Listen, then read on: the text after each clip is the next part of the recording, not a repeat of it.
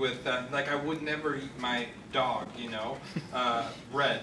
Like I would never eat my dog, you know, bread. I guess I completely agree with eating them, you know, and I know that that's wrong. I mean, you can't really say, oh, I believe in everything Peter says, but I'm okay with eating them.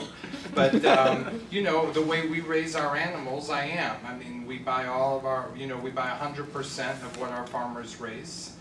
They're all pasture raised, and it comes down to that final minute. There was always that final minute. They get taken to the slaughterhouse. How is that? How is that? How is that? And you know, I'm able to answer that for myself. But I do also feel somewhat inconsistent. Pig's job is kind of to be an animal and to be eaten. And pig's job is kind of to be an animal and to be eaten and to be eaten to be eaten. Hi. So I want to show this banner, because I want to talk about this. And it says, all animals want to live. Make the connection. On this banner we have humans. We have a little baby. We have an older person, and then we have animals in between. Because we all want to live. And I feel like, and I like this discussion and I appreciate it, but I feel like we're not talking enough about that all animals want to live. So we're talking, Mr. Martins, you're talking about, you know, they're having sex and they're reproducing and it's good quality, but there's no acknowledgement of they want to live just like you, just like me. They want to live. Well, I mean, and they all, I don't want to live. They all have, I want to live. I want to live. I don't think a pig wants to live. I think it is They happy. want to live. Their physiology proves it. They have the same nervous system that we have. They have the same, they have feelings, and we know that. They squeal out in pain when you hurt them. So I feel like we should, this is something that we should talk about. We should share their stories. What are the stories of the animals? We talk about, oh, you know, if they have a good life and, you know, they got to have sex and whatever it is that they do, and then there's this 1 minute, which I'm really sure it's a lot longer than 1 minute. But would you talk about me like that? Would we say, well, hey, we gave you a nice life, and we're going to kill you really quickly? No, because I want to live. So I want to know where, let's talk about their stories. Well, if let's talk about their stories. Your question, you know, there's this pig over here, and his name could have been Charlie. It could have been whatever you want to call him, but he never really got a chance to even have a name. Do you know why? Because pigs usually get slaughtered at the age of 6 months. I don't know what's the age of yours, but it really doesn't matter, because after all, they're being murdered. And this pig is just like my dog, Breeza. He laughs, he dreams, he has family and friends. No. And he has a parents. Ma'am. He has brothers, siblings. So let me ask you something. Okay, good. Just one quick question.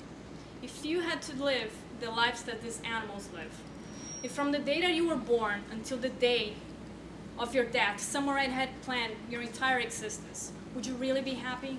Would you let him live, please? Would you let him live?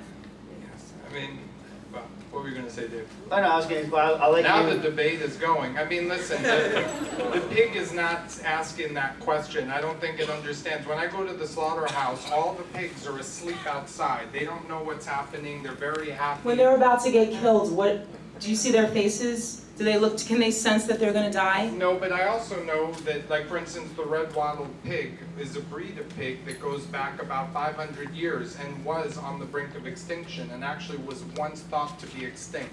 And so yes, while sometimes there's pangs of doubt when I see 50 of them about to be slaughtered, I know that collectively as a species, they are doing better because of me personally. I mean, we sell 90% of the red-wattled pigs. Wouldn't it be better by killing them? Wouldn't it be better to just let them live because they want to live? You want to live, and they want to live. I'm like Diane, the lobster. She. Like oh my guys, first of all, people, guys, you're grandstanding in a panel that has Peter Singer on it. Let's just be clear on what you're doing. Like, it doesn't necessarily talk about letting the animals live. Anesthetic. Do you want to live like that?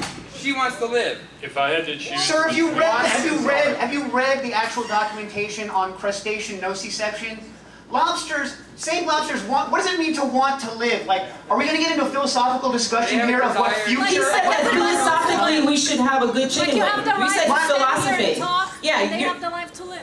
Right, we have the right to sit here and talk about killing them, so why do they not have the right to live?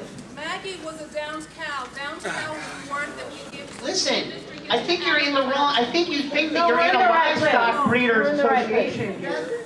So all of this is just against Patrick? No, it's not all Is it against just- him. We want to talk about their stories, and it's not being mentioned. So we're talking about a commodity. Talk And about you, products, sir, you sat not here talking individuals. about the best These are burger individuals. and everything. You're not They talking about are it like an individuals. individual. Look, first Yes, of all, you did. my job You is did. first of all, I eat meat. Second of all, my Exactly. job here Exactly. is to elicit responses from our panel in a reasoned discussion, not a discussion about a lobster that you've given a name to, or what is probably awful cattle prodding situation. Why to is have that any actual more discussion, ridiculous not just than you holding up giving a a name to picture your and cat? chanting slogans about a particular pig that may or may not. I mean, this is a picture of a pig. You didn't even you didn't go to a farm. That pig is in grass. So we are That is I've like been a to pastoral. farms. That is like freaking This is not a fraud. I would like to say, We actually approached this very peacefully, sir. You're getting very combative with us. You're getting very combative. We just want to tell their stories. That's all. Here's what I would. Very I want to be combative. combative. Just please ask a question of our panelists. I did ask a question. if you were to die and come back as a pig, you would want to be a pig in my farming system, for sure. No, I wouldn't. I want to just be a pig and live and do what I want. I wouldn't want to be. I wouldn't want to be viewed as a meal. So the question is, the question is, do pigs just want to live? That's the question. I'll take it to the panel. And that's it. And we don't want to be combative. We really just wanted to bring this discussion so that people understand. Actually, we are thinking of ourselves a human being. The nature telling you we are animals. We are animals, actually. We are mammals. So why we have the right to kill and not they There's a don't question. have the There's a right? question to the panel. Let the panel answer. Thank you. all right. Okay. Look, I think you've made your point, and I think you've done it very well, and everybody in the audience is aware of what you're saying. So, thank you. I think it's reasonable to let everybody have a chance at asking a question, and I think you've made that point. I think there are questions about what kind of cognitive abilities do you need to have to make sense that you want to live. I mean, there is a physiological sense in which you could say these beings have evolved so that they survive and reproduce. But that's not the same as a conscious desire to go on living. Now, maybe a pig does have a conscious desire to go on living. It's perfectly possible that pigs have sufficient awareness of themselves existing over time. I think that may be, and perhaps with the cow you've got there. I have to say I'm more skeptical about the lobster, that it's, because the lobster doesn't have the same kind of brain, and I don't know of any evidence. Do you know that they don't go into shock the way that we do, so their pain is actually more they're suffering. intense. Look, absolutely. Way more intense. I mean, but I think we're all agreeing with you where we're talking about suffering. I mean, I think to throw lobsters alive into boiling water is totally disgusting. I think it's clear that they, well, it's not absolutely clear, but it's highly probable that they can feel pain. Okay, I just wanted to let you know, like, my name is Patrick, and I have this company called Heritage Girls. And I have this collection of friends. They run these dungeons where we keep women. We treat them really well. Is this true?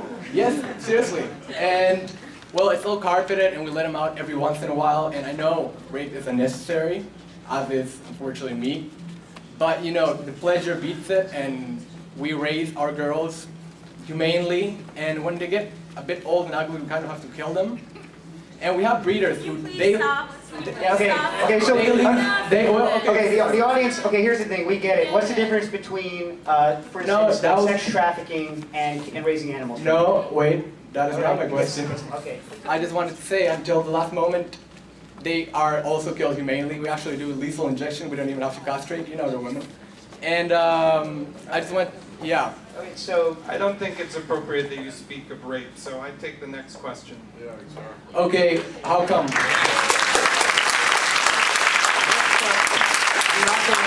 So, is the pleasure of eating meat more important than an animal's life? Just as the pleasure of raping more important than a woman's integrity? you just said that raping was pleasurable. Please sit. Please sit. That was not what I said. You actually just did. You did. Thank you. Is justifying rape by pleasure is not the same as justifying meat by pleasure? Stop. Sit down. Sit down. Next. Okay, sir. Okay, sir. So, well, it's been an interesting discussion. A lot of it has upset me and offended me, and forgive me if I don't remember everybody's name. You talked about, like, if you can make a vegan burger that tastes just as awesome as a cow burger, then hell yeah, you're gonna go out and get it, but otherwise, no, screw that. I just don't really understand why taste should trump, like, taking someone's life and violence. Like, when would taste ever justify violence? In my mind. That's what I would ask you, and I'll let you all answer after I'm done asking the questions. You talked about the economy, and hey, it's just economical. Like, there has to be a trade-off. But the problem is, it's not a trade-off for you. It's a trade-off for the pig. It's his life or her life. It's his comfort. It's his confinement or her confinement. I just don't understand how that's a fair trade-off for the pig. It's not. And then to you, the idea that it's a turkey's job to be your food. To me, this is just as offensive as saying that it's a woman's job to have children and be in the kitchen, or it's a black person's job to clean my house. Have you heard of speciesism? And how is that different from racism, ageism, classism, heterosexism, sexism? I mean, do you not understand why I would be offended by that statement? A turkey doesn't have a job. His or her job is to live. And also, do you believe there's a humane way to take a life? And also, do you take the lives of your pigs on your own farm, or are they sent out to the same slaughterhouse as the rest of the cows and pigs or whatever you're raising? Because if they are, if you're not slicing their throat yourself, they're going into the same awful slaughterhouse where, you know, pigs are boiled alive, where pigs are hung and bones are broken while they're hung and bled out. So, you know, there's no humanity in that. All right. Do you want to actually take a crack, or do you feel like you've answered this one? Yeah, well, I mean, I just one thing that came in, I have. I mean, the Navajo churro sheep is the oldest breed of domesticated animal in America. And the Navajo really embraced it. It came from the Spanish. And that animal produced wool for them. And it was lived in the house with them. And when it got too old and sick, they killed it and ate it. So, I mean, there's also something historical about an animal helping a family survive through winter. Because come February and March, there was nothing around other than the brisket and that ham that had been kept under salt. So, I mean, that is still a part of things. I mean, Heifer International is one of the largest food nonprofits in the world. They give